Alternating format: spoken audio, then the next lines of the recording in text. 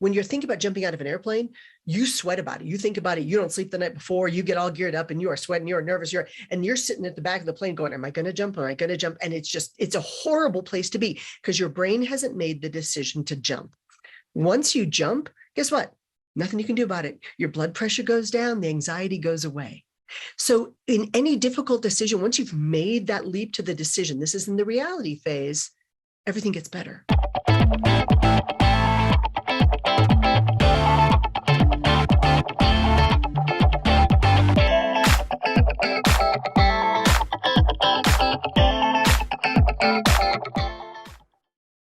Welcome back to the Bombshell Business Podcast. I'm your host, Amber Hurdle. And wow, this energy that we're in right now, this crazy train season that just seems to never end. We just keep trudging through. And I know you've got littles in the background, but I literally just described this to our fantastic guest today as a shiz show over a dumpster fire that we just can't seem to escape. So I know that sounds really, really negative, but today we're going to speak to an incredibly smart leadership economist who will share how executives and business leaders can be more thoughtful about their organizational and talent strategy by understanding the market forces. I have two girl crushes in the speaking world, Lois Kramer, who I've yet to get on the show, and I will, and our guest today. And for so many reasons, I'm just going to read her bio, and you're probably going to catch on as to why I admire her so much. So let me tell you about Mary Kelly CSP, which means Certified Speaking Professional, which is not easy to obtain and requires paperwork. Also CPAE, which means she is in the Speaker Hall of Fame. Also way even harder than CSP to get into. That is like a whole process. You have to be nominated. She's in it. PhD. So she's actually Dr. Mary Kelly, and she is a retired commander in the US Navy. I could just mic drop right there, but I'm actually going to read you her bio. So Mary improves productivity and profit growth for medical groups. As a corporate strategist, Mary works with medical teams to make the right decisions to grow their practices. She is a Naval Academy graduate who served 21 years on active duty in intelligence and logistics, girl crush, mostly in Asia, with a PhD in economics, girl crush. Mary taught at the Naval Academy, the Air Force Academy, SMU, and in the graduate school for CSU, a best-selling author of 15 business and leadership books, including the 5-Minute Leadership Guide, which I own, and Why Leaders Fail, and the 7 Prescriptions for Success. Mary loves travel, coffee, and I can attest to this last one, wine. Welcome to the show, Dr. Mary Kelly. Amber, you are the greatest, and thank you so much for sharing some time with me today. I am excited to bring some tools for your audience. Yes, the timing is incredible. So I'm just grateful that you accepted my invite. It's a scary season right now. Well, let me reframe that. It's a scary season for people who choose to be afraid. So can we just kind of take like a really big step back and get what I like to get in like kind of the state of economics according to Mary Kelly? Sure. So right now, our CEOs are, and it's, I work with medical, manufacturing, insurance. The last year, a lot of the medical groups have really struggled for a variety of reasons. So for the last couple of years, conversations have been dominated by, of course, the COVID crisis, the pandemic. 6 months ago, that was top of mind for CEOs, followed closely by talent acquisition, and then the other things they're worried about. Now, interestingly enough, top of mind for CEOs is cybersecurity, because rogue nations, and by rogue nations, it's all of these geopolitical players who used to kind of fall in line under either Mother Russia or Uncle Sam, have all decided to go rogue. And that's the nicest way to say this. Now, this comes out of, I know this is really big picture. No, it's great. Out of the tragedy of great power politics. It's Mearsheimer out of the Chicago School. So essentially, you are kept in line by one or the other. You aligned with one or the other. Right now, the geopolitical instability has been compromised again because of the Russian incursion into Ukraine. So we've got the cyber hacking, which is now being endorsed actively by nation states. We've got this incursion into Ukraine, the war that started February 24th. By the way, the first ship leaving out of Odessa with grain finally headed into Lebanon, finally left this morning. It's been sitting there since February. So the geopolitical instability is hot. We also, of course, have the talent acquisition issue, which is still there. And CEOs are more and more concerned about the state of the economy. Interestingly enough, the pandemic is not even in the top 5 anymore. So we thought we were kind of out of the pandemic, and then we got another new wave of COVID, and now we've got the monkeypox, cue the flying monkeys, all of that. And then you get down to what people care about. That's a very big macro picture. And on a day-to-day level, 64% of Americans before January of this year were living paycheck to paycheck. And now we've got inflation at 9.1%, which means that the average American family is now paying an extra $481 out of pocket every month. And if you are already living paycheck to paycheck, this becomes a huge stressor. Now, if you're the boss, you've got all these big picture things going on in your head, and all of a sudden you've got to manage the very micro issues of your employees who, even though you probably gave them that salary or wage increase of 5.6%, which was average from the last 12 months, they still are going to the store and they're paying more and buying less. And this creates stressors, it creates uncertainty, and both of those means your people are exhausted, they are unfocused, they are not as productive as they should be, and meanwhile, you've got the same stressors on your own family. So there's so much I want to unpack there, but could I also add, just to get your perspective on this? So with my clientele, I'm aware that to attract new talent, as we're currently sitting at 0.5 applicants per open position, active applicants, we should say, not even a whole human. So you're going after this very small talent puddle. And so you have increased that the salary that they're getting upon entering your company. Now you have all these other people who have worked here for a while. And for those watching on YouTube, which I know is not many, I'm like doing all these hand motions for why I don't know, because I'm Italian. The problem is they have these people coming in, they're already paying more. Now they're working on normalizing the pay scale to make it right for everyone else. So I feel like there's all this money that keeps needing to come out, plus inflation. They're trying not to raise their prices on their customers too much because they're trying to maintain their market share. So they're in the middle of their own stress of like, why does bread cost $4 when it used to cost 99 cents? And then they're trying to maintain their business and they're trying to do what's right by their employees, and their employees are feeling the pinch. So there's like kind of almost like this animosity towards the employer as if, they're not going through the same things. How does a leader, I don't want to say save face, but how does a leader ethically do what they need to do for the business while also being responsive to the practical and emotional conditions of their team members? Such a great question. And you're absolutely right. This is the challenge right now for leaders and managers. So first off, what you said about, they're trying to hire new people and they've got to pay more money. So here's what was a weird thing that happened. Let's say you had Sally and Jack in your workplace, and Jack decides he's going to either take time off, go find himself, get a degree. You hire Jack back a year and a half later and you pay him more. Meanwhile, Sally has stayed there the whole time. Right. She has picked up all the slack for Jack. And wait a second, you gave her a little pay increase, but she was doing Jack's job the whole time. She's mad. And if you don't take care of her, she's going to leave you too. And you know what? She has been your loyal worker the whole time. Now, Jack's not a bad guy, but I always get asked, should I rehire my workers who left? And the answer is it depends on why they left. If they left because they were impacted by the fact that they could not go to work and they didn't really have a good remote option because maybe the school systems were shut down for a year and a half and they had nobody to care for their kids. Maybe they were caring for aging parents who maybe got COVID. Maybe they had a situation that mandated that they would have loved to keep coming to work for you. They just couldn't. Then yeah, you hire those people back. If you're hiring back those people who have looked around and said, you know what, I think the grass is greener somewhere else. And as we film this, I'm in Colorado, where when you say the grass is greener, it means something completely different out here.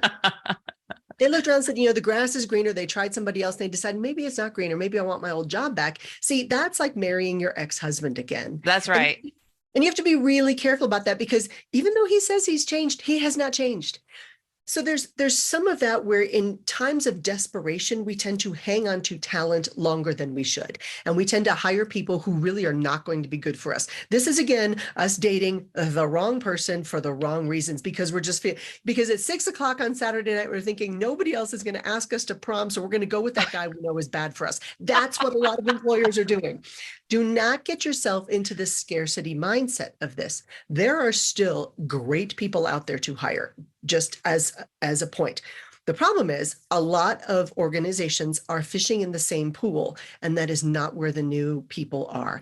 So I think people are overlooking the over 55 crowd in a big way. A lot of people are in their third and fourth act, and they have already done the corporate world. They've gotten the t-shirts, they've supervised the thousands of people, and now they want a low stress, flexible job, but they're going to show up. They're going to be great at what they do, and they're going to support you 1,000%.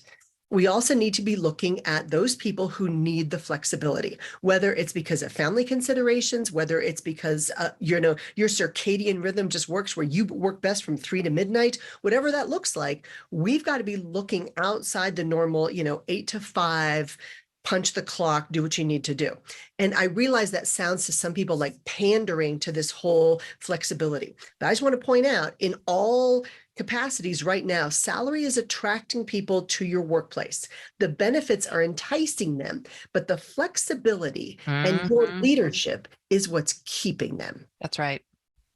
And I just think about the talent who's worked for little old me over the past decade. And if I did not have that flexibility, I wouldn't have these people. Like, there's no way, because I can't offer what a Fortune 100 company can offer somebody. But what I can offer is, hey, when it's time to go take your kid to the doctor, don't ask me. Just take your kid to the doctor. If your stuff's handled and your calendar's set, just like you tell me that you're taking your kid to the doctor. You can inform me that you're taking, because what difference does it make to me if you're getting your job done?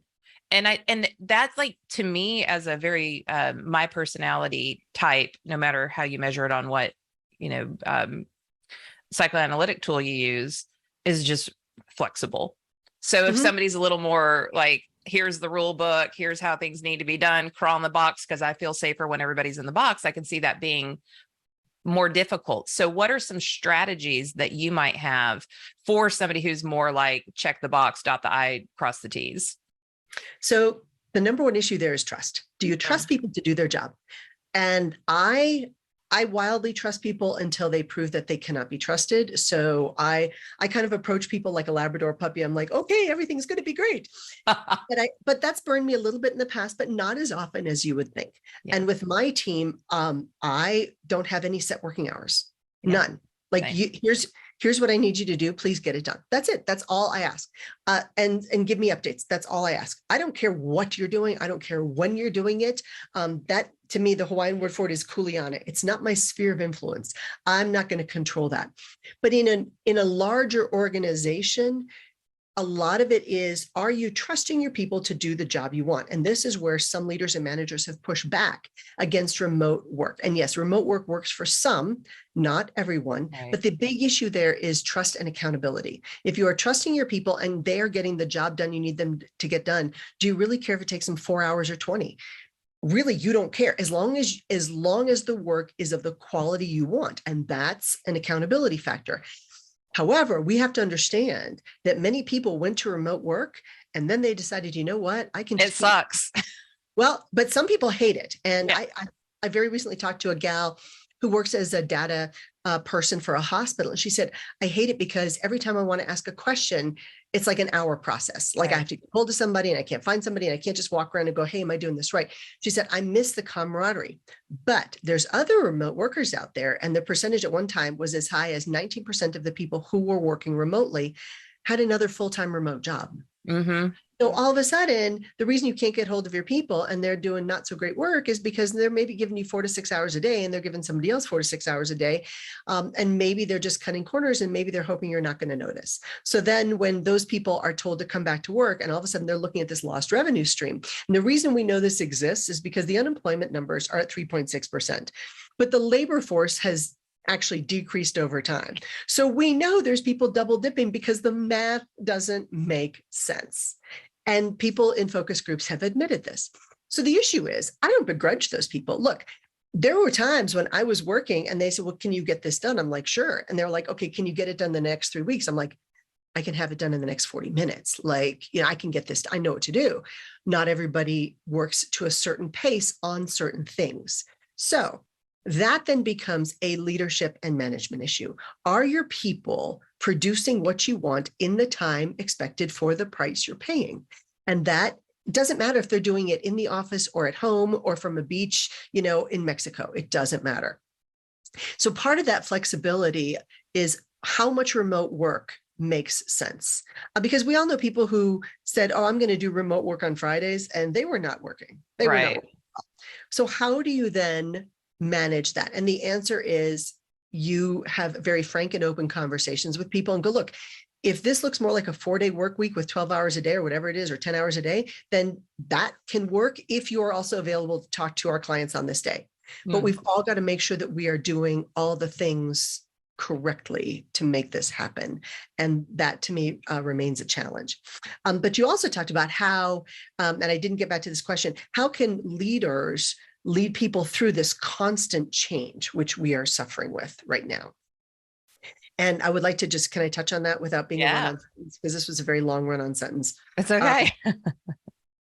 With any crisis, challenge, or change, people naturally go through 6 stages. And the 6 stages, and think about, say, your friend's kid gets into a car accident. The first thing you say is, oh no. Like, that's the first thing your brain goes, oh no.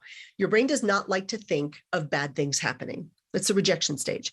And then there's the recognition stage.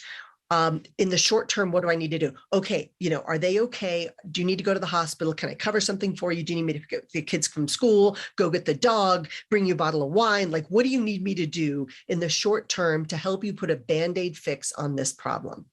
And then we get into the realization phase, which is we are planning for a longer term thing. Okay, he broke his leg. He's going to be in the hospital for a couple of weeks. How do we then implement things for a longer term? Because now he can't go back to his construction job. In the realization phase, and think about, COVID or a new leadership change or a new software program, all of a sudden you realize, all right, maybe I have to get new software. My people need more of my time. Other people need more of my reassurance. It's more communication, more specific direction, more pat, head, hold, paw, more reassurances. In this realization phase, we realize the gravity of the situation and what we have to do to get through it. But again, in the rejection, recognition, realization stages, it's all very myopic. It's all circle the wagons. What do I need to protect? Me, my job, my community, my kids, my friends, what matters to them. It's very much about me. And then we finally get into that place where we say, okay, we can do this. We'll support each other. We can do this. And this is where we rally each other, stage 4. Now, the hard part is where many people stay in those first 4 stages. And they just keep cycling through, every single morning they pour another cup of coffee and they go, oh no, we're still doing this. Oh, now we got monkeypox. And it starts to cycle all over again. And they can never break out of these first 4 cycles. It's like they're in that endless loop, of a PowerPoint presentation that just never stops. Our real leaders very quickly get through the first 4 stages, go, got it. And then we get into stage 5, which is the new reality stage. Got it. This is the new reality.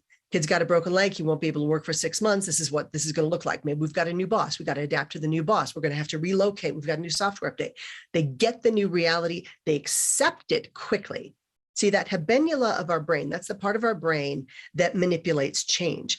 But here's the funny part of it. It doesn't like it. It says, no. See, Amber, status quo got you where you are now. It kept you alive. Things are good. And if you change too much, that's going to be bad.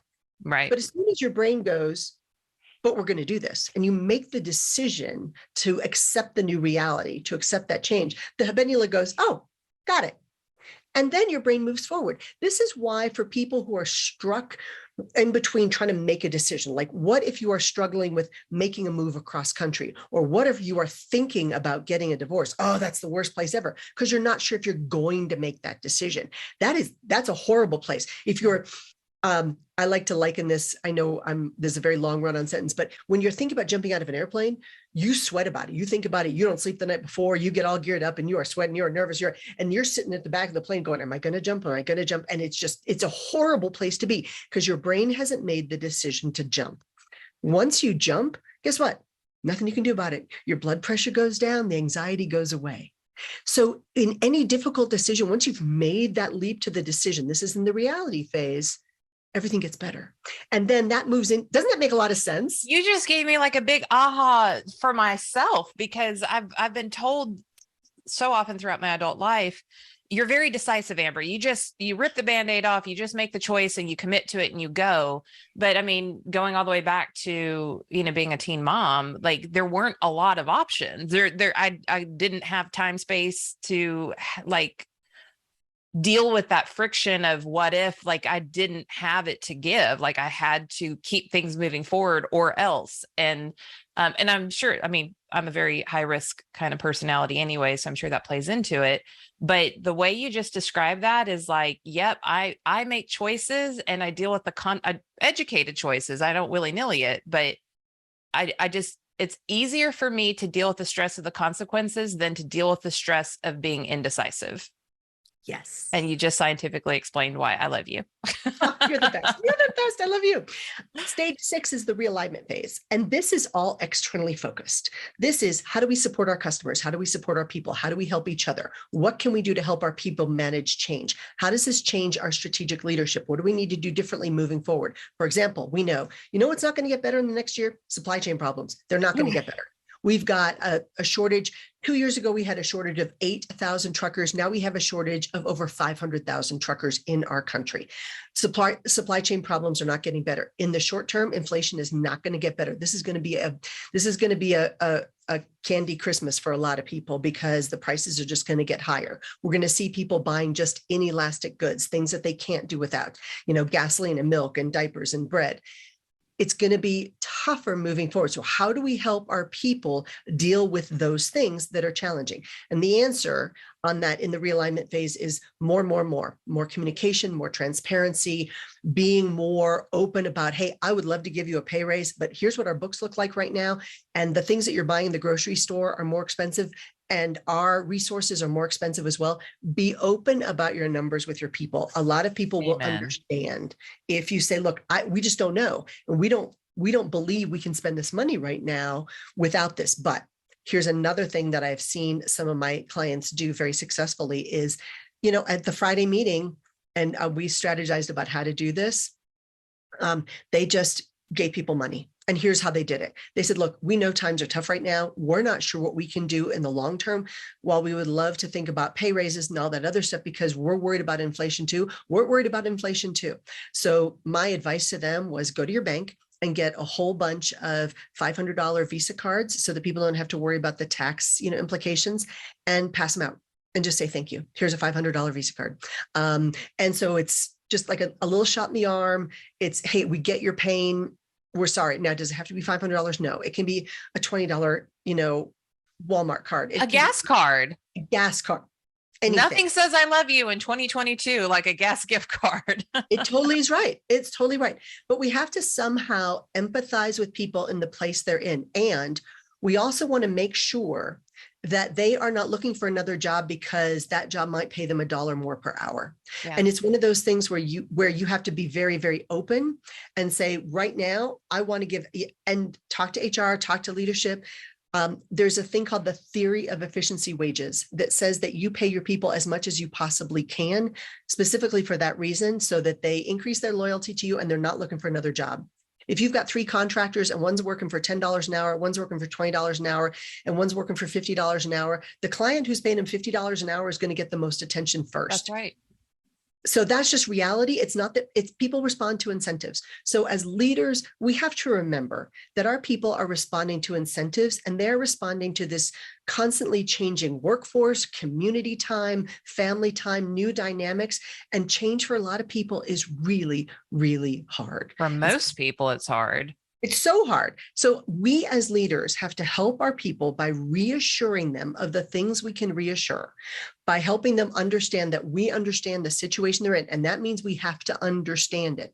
It means more conversations, especially at a time when you don't feel like you've got the time for more conversations. Right. Because guess what? You're tired too.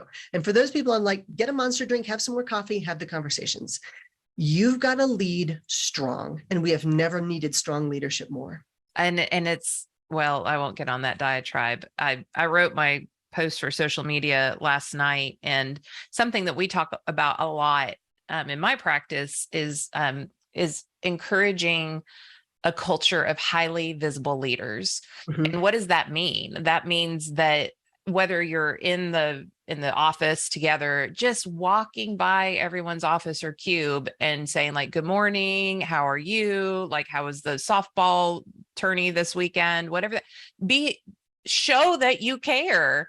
Mhm. Have your one-on-ones if you're virtual, because so many one-on-ones get canceled. And I'm like, well, why haven't you had a one-on-one in 3 months? Well, it's just so busy. It's, and I'm like, too busy to be on the same page and communicate progress and help people make sure they have all the tools and resources they need to do their jobs. You're too busy for, okay, let's rethink this. And, just being online virtually, like being on Slack, being on Microsoft Teams, whatever you want, touch base with your people, like individually. Hey, I expect you to be logged off at 5:30 today. I noticed all last week we worked late, and you deserve, let's pick one day. What day this week are you going to see what they're doing? Because the recognition can be through financial compensation. The recognition could simply be, I see what's happening in your world and it sucks. And I can't really do anything about it, but I honor that you're trudging through it. And I'm grateful that you're trudging through it. And if there's anything I can do, I'm going to try to find it to help you.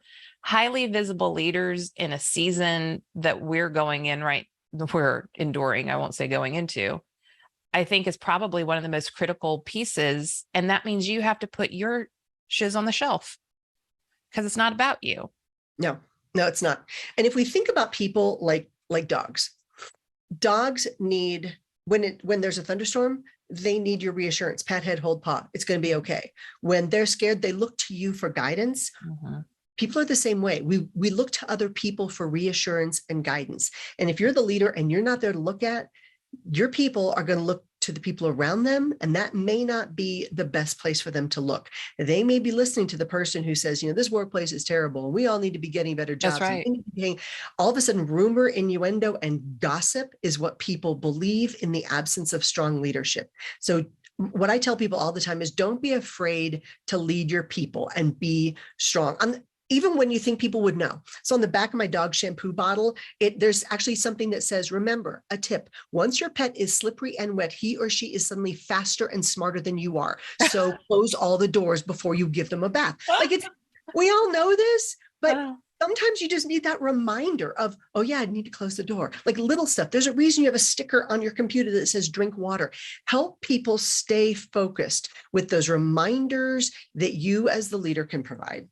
I love it. And I think, having the step that I find most leaders skip in the morning is,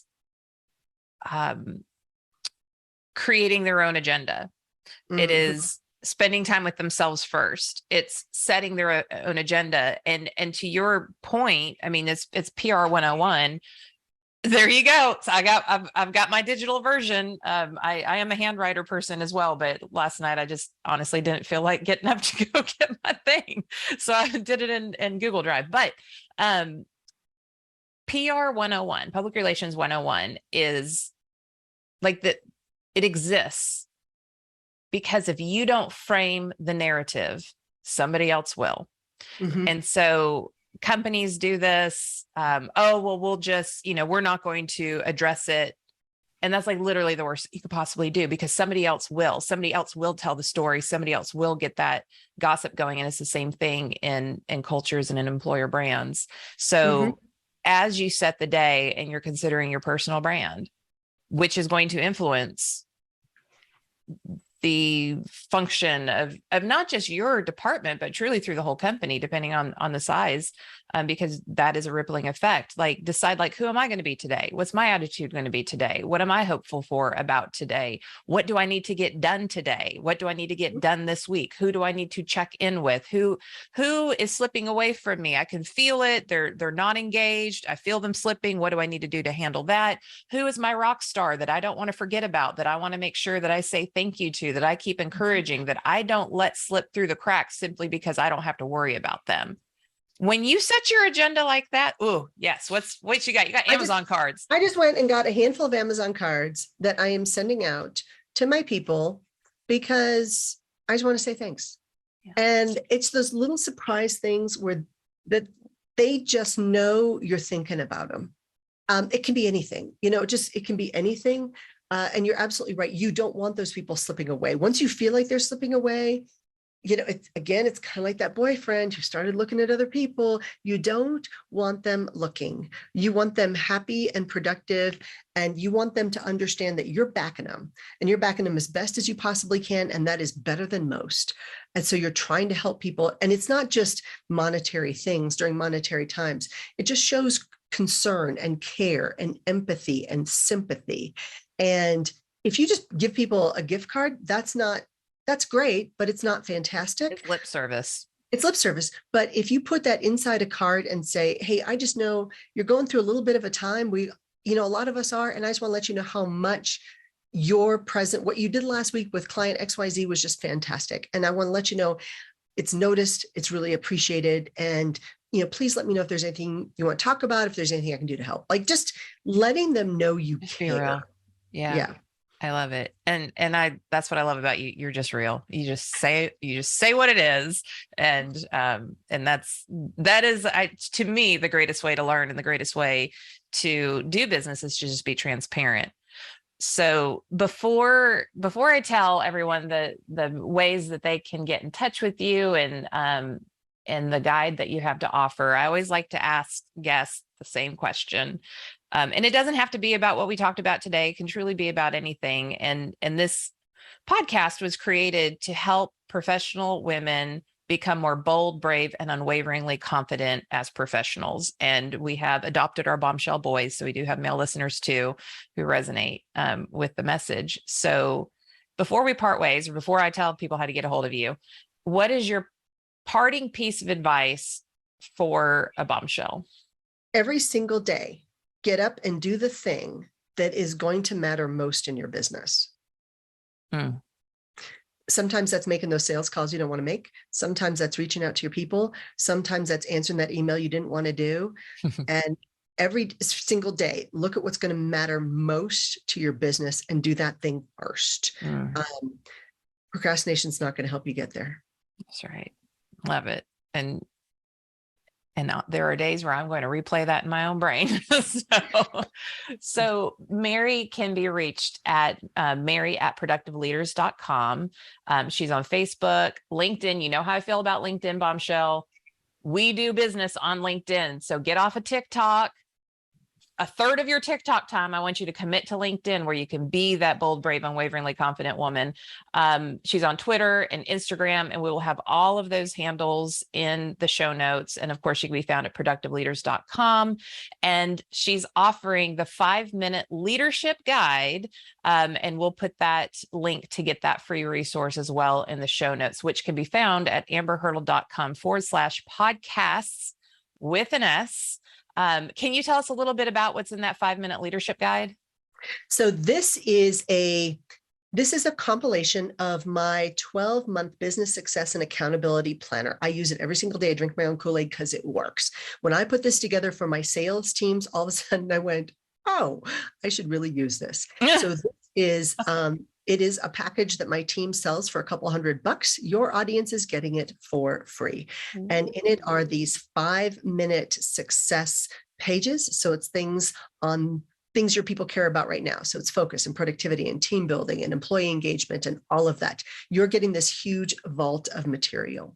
That's amazing. Thank you so much for that. That I know will bless many, many people and many, many businesses, and the rippling effect of that will be tremendous. So Bombshell, I say this when I have one of my friends on, and I just love having smart friends. And Mary Kelly is definitely at the top of the pack of my smart friends. I'm doing air quotes on YouTube. So thank you so much for sharing your wisdom and your savviness and your education and just your grit with us. I appreciate you being on the show. Amber, I learn from you every single time I get a chance to talk to you. I adore you. I exalt all the things you're doing, and I brag about you as one of my friends all the time. So thank you so much for having me. Oh, thank you. Well, bombshells, you know what to do. Go to amberhurdle.com/podcast with an S. Check out the show notes. Make sure you connect with Mary. You will learn oodles from her. I'm sure you did on the show. You can even more with her posts on social media. And if you are on the newsletter, then hit me back. You know, I love hearing about how you responded. I like to share it with our guests. I like to know what your takeaways are, because not only does that help me bring that content to you and be more intentional and meet your needs and not just willy-nilly do different shows because that's what it feels good to me. It also will help Mary understand what she needs to keep talking about in the marketplace and what resonates. So when you do that for us, then you help bombshells all over the world, because we'll keep expanding that. Like, share, subscribe, send to a friend who needs to hear this today. This one, I think, is a very important one and a very timely one. Thank you for your listenership. I know you could be spending your time so many different ways, and you're spending it with me and my fantastic guests today, and you are treasured. I will see you on the next episode. Thanks for listening to the Bombshell Business Podcast. Visit amberhurdle.com for more resources like show notes, and check out thebombshellbusinesswoman.com to grab my book and download the free bonuses.